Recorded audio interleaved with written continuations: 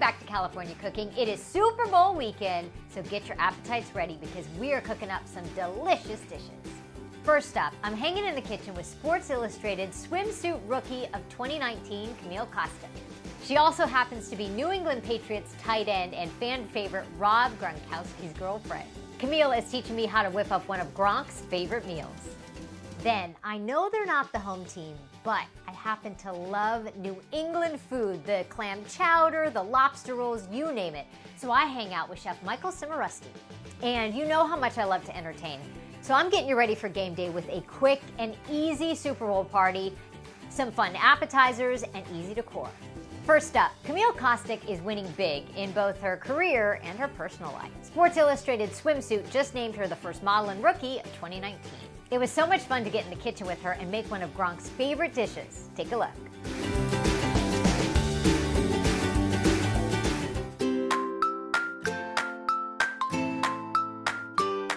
I'm here with Camille Kostik. Hi, Camille. What's going on? So good to see you. You are a major Patriots fan for a few reasons. Yes. You were a cheerleader Yes. for the Patriots. You are from New England. And you're dating Patriots tight end Rob Gronkowski. There's a lot of reasons to root for the Patriots. Absolutely, and they're a great team to root for because we seem to go to the Super Bowl a lot, so it's a good team to follow. What was it like for you? Because you were a cheerleader and you went to the Super Bowl how many times as a cheerleader? Just once in 2015, and what was that like? oh my gosh. I mean, I still get a little starry-eyed when I think about it. What is it going to be like for you now to go this time as, you know, someone you're working, you're Yes. the girlfriend, you've got other things going on this Definitely. I mean, this has been a really exciting year, not only for Rob with football and how his season is going, but I finally have been announced a rookie for Sports Illustrated swimsuit, so I'm just getting off a trip. Thank you. I'm just getting off a trip from Australia and shooting, so it's really cool how both of our careers kind of get to cross paths in Atlanta. I get to do, you know, a lot of press for Sports Illustrated swimsuit, a lot of great big parties going on that I'm hosting and getting to be a part of. Yeah, and then we'll just celebrate, you know, with the big win on Sunday. There you go. Okay, so we need to know all the details. Yes. And Camille's an open book. I love that. She's like, let's talk about everything. I said, okay. You and Rob Gronkowski, by the way, we saw footage of him and the man is dancing. They're like, Rob had the best time. Is he that much fun all the time? Absolutely. There's so many reasons why I fell for him, and that was one of them. You know, having that young at heart personality, and I love to dance. I'm a dancer. So him and I have a lot of fun just around the house. He's like a big kid, He right? really is, yeah. So you are making this stew soup thing today that Gronk loves. He's not, you said he doesn't cook. He doesn't get in the kitchen, does he? I mean, he says he's the specialty egg chef. He can make some omelets or He can something. make great omelets, great scrambled eggs. I will sit down and let him cook. But when it comes to this is all me. I'll let him peel the carrots, feel like he's involved, but I like to put together the stew. This is called, Camille soup? Yeah, Camille soup. There's no special instructions. There's no measuring involved. I love a girl who doesn't measure. You just throw it in the pot. Yeah, it's easy. That's how you do it. Okay. So I already have some water boiling in the back, and what's cool about this soup is we're making the broth from scratch. So we're using fine pink Himalayan salts, and we're using extra virgin olive oil, and just mixing it with the water. That's your broth. Because you said if you use a broth that you buy at the store, it's got a lot of sodium and all kinds of stuff. Full of sodium. You know, even though the soup is so healthy and so good and so full of nutritious items, a lot of the time I notice that I'm waking up with puffy eyes and, you know, feeling bloated, and now it's gone. So you'll get all what you need. It'll taste good, and you know it's exactly in the broth. Let's do it. First, we're gonna start seasoning the broth. So I like to put, if you're gonna make like a smaller soup, I like to make a big tub.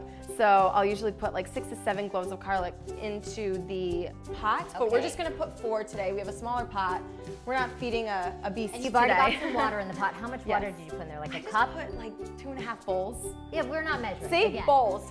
Grab like a cereal bowl. So I was telling you earlier, I like to make it more of a soup, more of a stew. I like to make it thick, so not as much water. Let the vegetables kind of soak up that water, soak up the salt. And Rob likes it more runny, more of like a watery soup. Yeah, so like a brothy kind of thing. So we have some of this stuff chopped up. We can start throwing it in already.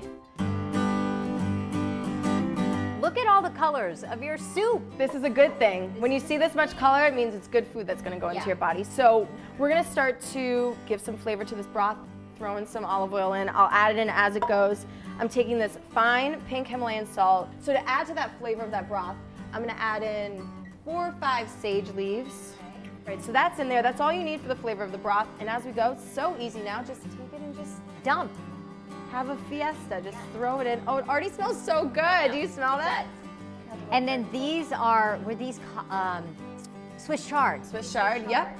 So just so you know, we're throwing in celery, carrots, squash, zucchini, and we're gonna put the chard in. We're gonna put in some sweet potatoes, some green beans. It's always whatever you want. I switch it up all the time. Again, to add to the stew, more or less how much cauliflower rice. This one's cauliflower rice and broccoli mixed in together. And you said when that cooks, it kind of thickens the... Right.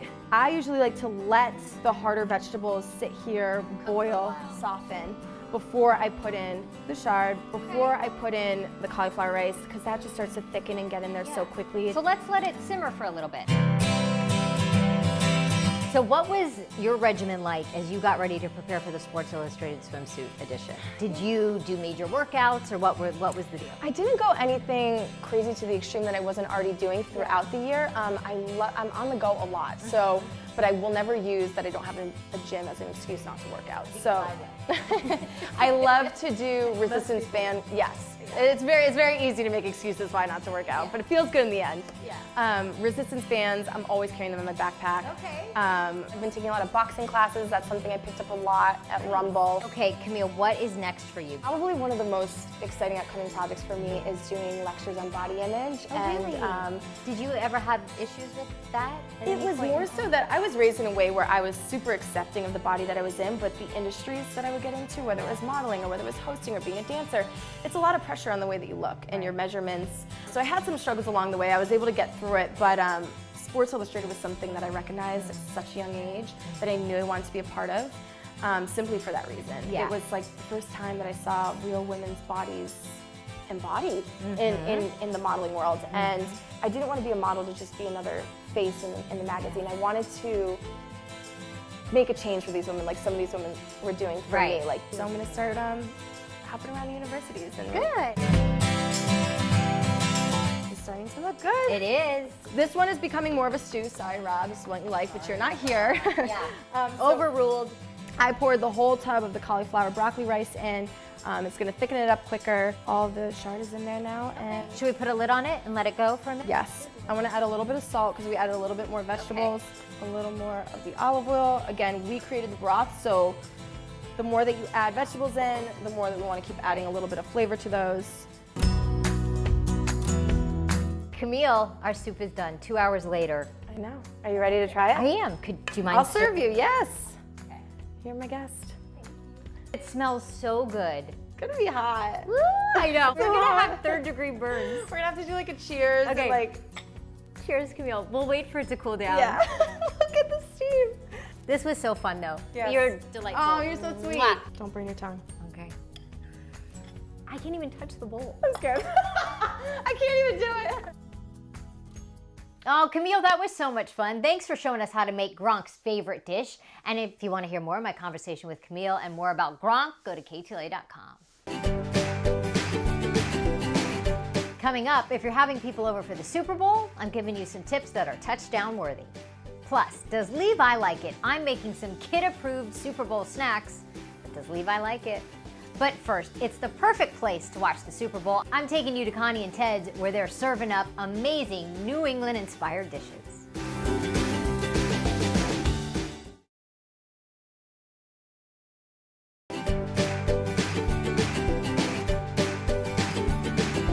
I love a good football game. I don't know about you, but for me, Super Bowl Sunday, it's all about the food. And I happen to love New England-style cuisine. So I thought, let's go hang out with Chef Michael Cimarusti at Connie and Ted's and see what he's doing for Super Bowl Sunday.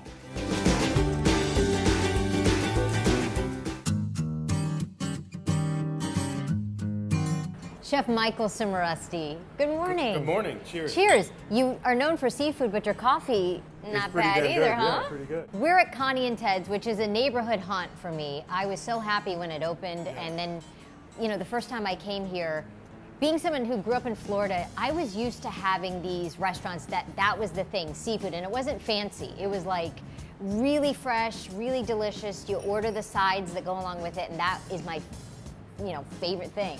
And then when Connie and Ted's opened, even though it's a Rhode Island style, it really reminded me of that. The food that we do at Connie and Ted's, it's like my earliest food memories, is the type of food that we serve here. Because I spent all my summers in Rhode Island with my grandparents, Connie and Ted. He named it after his grandparents. Yeah. Connie is 99. 99, gonna be 100 in September. This is the food that I grew up on, and it's this restaurant was all about, really, it's an homage to, New England seafood cookery. Really, it is my favorite food. For Pete, I've never been to Rhode Island. Your restaurant Providence, obviously your love of Rhode Island shows up in so much you do. Tell people about Rhode Island and what's so fabulous about the seafood scene there. It's the smallest state in the union, as most people know. It's called the Ocean State, and it's called the Ocean State for a reason. I feel like everybody that lives in Rhode Island, they feel that they have a right to go to the sea and harvest what's there. And Rhode Islanders truly have an appreciation for what fresh seafood is because they all grew up on it. Yeah, you've tried to take the fish that's in the Pacific a few miles from here and bring it into local restaurants. You've worked really hard to do that. It's true, and it definitely paid off. I really feel like in some small way, the existence of Dr. Dish helped change the paradigm just a bit, so that people, I think chefs, all over Los Angeles nowadays, are looking a little closer to home when it comes to seafood. Let's talk Super Bowl. You're having a big thing here where people can come in Super Bowl Sunday. You're going to have TVs, food. I hear you watch one football game a year. I watch the Super Bowl. That's my game. So what we're going to do today is just a couple of fun things. Like we're going to do lobster rolls. We're also going to show you our New England chowder, and then we have a bluefish dip that that's like a perfect thing when your guests arrive just to have sitting out. And then we're going to do a play on buffalo wings because that's what everybody eats. Chicken wings for the Super Bowl. So we're going to do buffalo skate wings. Oh, I like that. Okay, cool. Our version of a sandwich here at Connie and Ted's would be, of course, the lobster roll. So we started with lots of just fresh cooked lobster meat. And these are big chunks of lobster. Yeah, of course. You're not messing around. No. Okay. So this is like a simple mayonnaise. And you make your mayonnaise. Of course. Yeah. So a little salt, a little bit of Espelette pepper. We put just celery leaves because in some places they do big chunks of celery and other people put all sorts of weird things in lobster roll, which to me that's not a lobster roll. Lobster roll is just lobster in a bun. Simple. We make our buns here. Yeah. We everything is baked in house. So you have the warm steamy bread hot. Show this hot in the middle. side, chef. Look at that. How it's like a grilled cheese. Kind of. The recipe that we use is it's a bread that's called pain au lait. Yeah. This recipe actually has milk in it, and that keeps the bread super moist and super tender. And makes it really delicious. Are you gonna eat one of these? Oh, yeah. Or should I just keep stuffing? Yeah, I was waiting for you to, and I smell the butter. You better. You have to smell the butter. It's really light. I know that kind of sounds weird with mayo and buttered bread and lobster, but it's very fresh. It is. That's all. But that's what a lobster roll is supposed to be. All about simplicity and all about the quality of the product. Could you imagine if your Super Bowl guests got one of these when they came in the house? They would be. So the other thing we have prepared, this is another complete a New England staple, which is a smoked fish dip. So this is actually made with mackerel, but during the season and what you find all the time up in Rhode Island is a bluefish dip. Yeah. It's basically just smoked fish, a little bit of this in our recipe we put creme fraiche, and then we cover it with some pickled red onions and chive and a little olive oil and lemon zest. Nice. And then homemade saltines. Gosh, that is good. So the other thing you could do for a Super Bowl is make a big old pot of New England clam chowder. Yum, I like that idea. So this is the one that we make here at Connie and Ted's. So ours is super traditional, the way really chowder should be, which is just salt pork, potatoes, onions, and lots of clams. And of course cream. Yeah. Lots of fresh cream. Does this just make you feel warm and cozy and remind you of home? It does. Yeah. Oh, that is good. Wow. Thank you so much. Always a pleasure. You too. Thank you. So we're going to turn over to Sam now. Okay. He's going to make the buffalo skate wings for you. Chef Sam, you are making a dish that is going to be so perfect for Super Bowl Sunday. I think so, yeah. But it's a twist because we all love our wings. We do. Got to have them at the tailgate, right? But what are you making? We got skate wings. So Winnie, fry it up. Look, it's got a little handle, like a wing, and this is fish.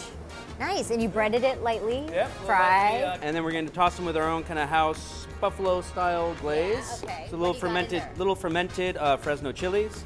Tabasco, a little garlic, and some butter. Now, talking to Chef Michael, he's a New England guy. Looking for You, him for that, though. born and raised in Los Angeles, in the Valley, so who are you rooting for? No, the Rams are going to take it. Okay. They got to do it. There you go. All right, go ahead and do your So we're just going sausage. to glaze them up with some of this sauce. Almost might as well just pour it on there, right? I mean, Yeah, I know. what's the point of a ladle? Really, you can't sauce no the way. wings. So it's nice and tangy, but kind of rich How in the butter and spicy? stuff also. It's not overly spicy. I'm going Okay. to try not to make a mess like I just did already, but Yeah. it's like it's going to make a mess, but I guess that's the whole point with wings, right? Wait, do you want to taste it with me? What do we Absolutely, got I'll over get here? in there. Ranch or blue cheese? We got to go blue cheese. Okay, are we gonna do it? You Yeah, got let's the do it. bounty paper towels. Yeah. Mmm. It works. Oh man, that is awesome. It's a wing. That is a wing. To be quite honest, I'd rather have that than a chicken wing. Yeah, like to hear it. I would. Happy game day. Happy game day. Come get some skate wings. I loved hanging out with Chef Michael and Chef Sam, and those wings, I'm telling you, forget chicken wings, skate wings are the way to go. Thanks, guys. Coming up, if you're looking for some quick and easy ways to throw a game-winning Super Bowl party, I'm here to help. Plus, does Levi like it? I'm making for him a game day snack. It's cheeseburger tater tot bites. Does he like it?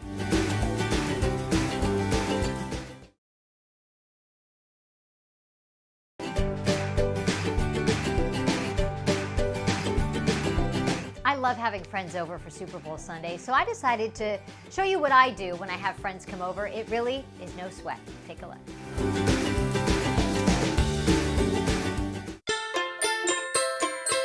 Welcome to my Super Bowl party. The whole thing about throwing a party is to make it easy on yourself. Do things that day of you could just assemble quickly and throw together a nice little shindig. So that's what I did. And with the table, my favorite thing to do is to go to Joann Fabrics and just get a little bit of fabric and use it as a table runner. So I got this black and white stripe because it reminded me of a referee. So that's what I have on the runner. And then I got some striped plates. I went to a party store and got these fun little signs for just a couple of bucks. They say tailgate, game day. Now, when it comes to the food, quick little appetizers, I like to graze throughout the day. So I don't want anything too big. You want to be able to enjoy it in a couple of bites.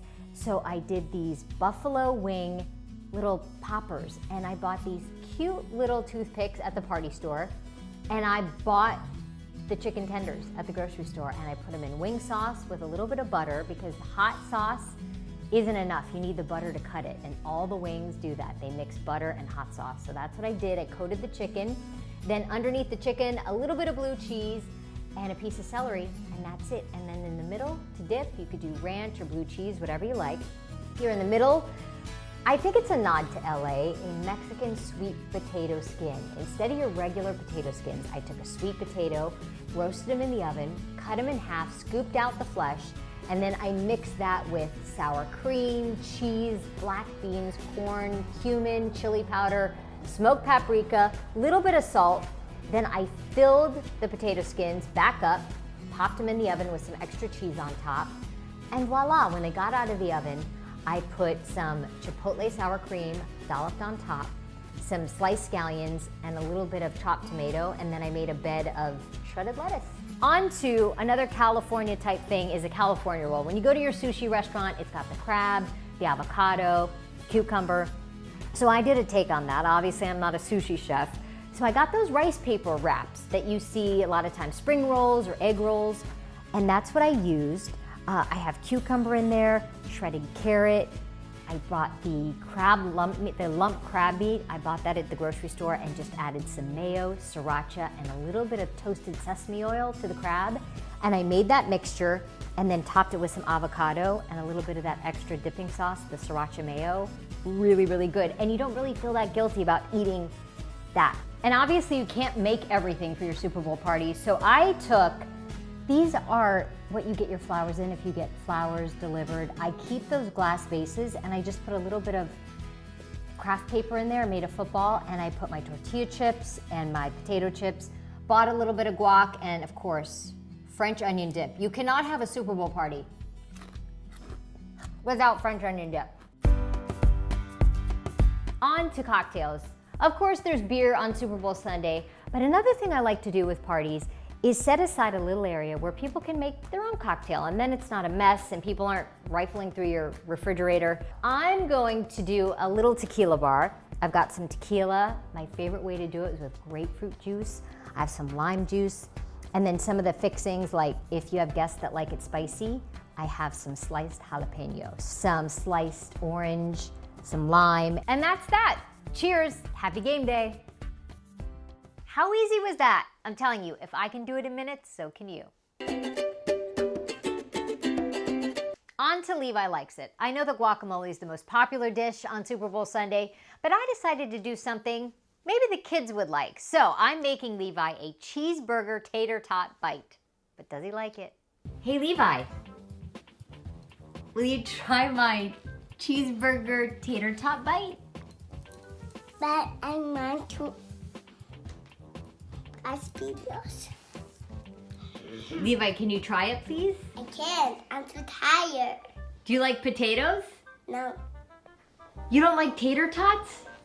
No. Who's gonna win the Super Bowl? The Patriots or the Rams? The Rams. Okay, will you try my tater tot bite? No, I don't want to. I do a video. It tastes like a cheeseburger. No, it doesn't. I lick it. I just lick it. Missed field goal on that one. Oh well, can't win them all, as they say. But it really is delicious. Go to ktla.com to find out how to make it. That's it for us. If you want to hear more of my conversation with Camille Kostek, check out my California Cooking Podcast. Happy game day. When I look on your social media, you do a lot of fun stuff, like you're dancing and taking pictures. And I was telling you, I always look like a goofball when people are like, oh, let's take a selfie. And I'm always I don't like, understand you can look like a goofball in a selfie. how. You just have to pop your head in. So we're gonna put the camera up to it. I'll turn it on the side so you can look into so it. good. See? Look at this. We have our soup in the back. There it is. Okay. See? All you have to do is play to the light. You're reach being your arm generous. out. Whoever Yeah. has the longer arm, take the phone.